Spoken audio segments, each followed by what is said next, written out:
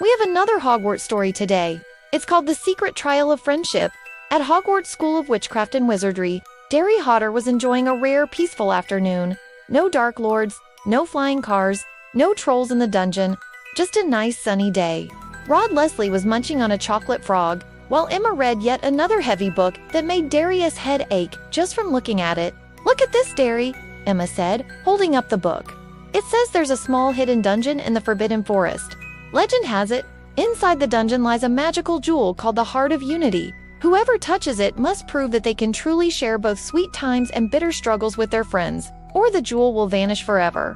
Rod snorted, bits of chocolate flying everywhere. Sounds like one of those stories to keep kids out of the forest. But Derry's eyes gleamed. Maybe, or maybe it's real. And just like that, the adventure began. That evening, the trio snuck out of the castle with the help of Derry's invisibility cloak, of course, and crept into the Forbidden Forest. The trees stood tall and dark, whispering secrets to each other. Strange eyes glowed in the shadows. Rod shivered. "Remind me why we're doing this again? Because this is such a fascinating adventure," Emma whispered back. "And besides, don't you want to see if it's true?" Derry grinned. "Also because it's more fun than homework." Deeper and deeper they went until they found a stone door carved with strange runes. Emma quickly translated, "Only those who share joy and hardship together may enter." Rod gulped. "Well, that doesn't sound dangerous at all." The door creaked open, and they stepped inside. Inside the dungeon, glowing blue torches lit up the walls. The chamber wasn't empty, it was filled with challenges, like a magical obstacle course designed to test teamwork. The first challenge was a feast table covered in delicious food. There are pumpkin pasties, cauldron cakes, treacle tart, you name it. "Sweet," Rod said, grabbing a chicken leg, but the second he took a bite, the feast vanished, leaving him chewing on thin air. A voice echoed around the chamber, "You cannot enjoy the sweet if you abandon your friends. All must share together." Emma quickly realized the answer. We all have to eat at the same time. So, hand in hand, they each grabbed a piece of food and took a bite together.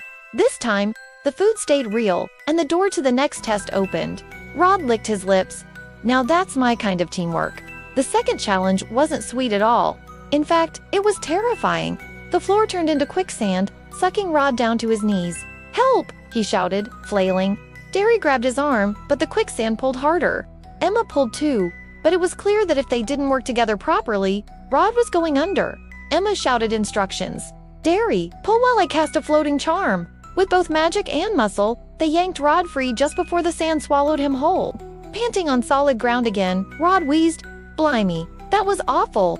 "Thanks, you too." Emma patted his shoulder. "That's what we are here for, Rod, sharing the bitter times too." Finally, they reached the last dungeon chamber. In the center stood a glowing jewel, the Heart of Unity. But between them and the jewel was a massive stone guardian shaped like a dragon.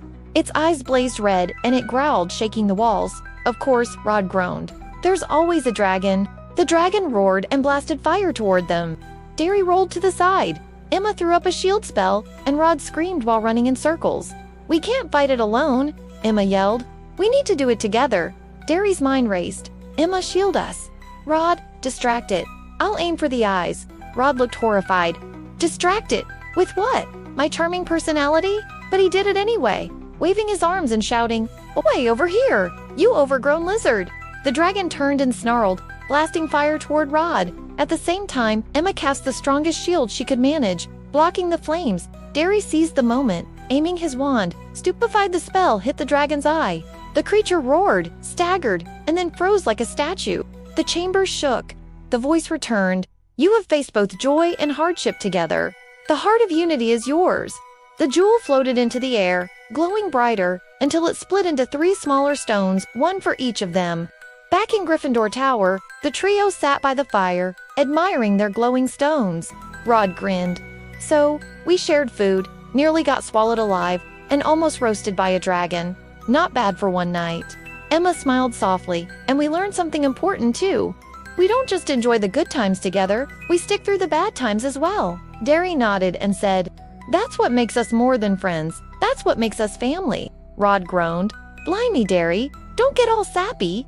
The fire crackled, and though outside the night was dark, the 3 of them felt warm because no matter what dangers awaited, they knew they would always face them together. Moral of the story, true friendship and loyalty means sharing both the good times and the hard times together. It's easy to laugh and celebrate when life is sweet, but real bonds are tested when things get tough. The end.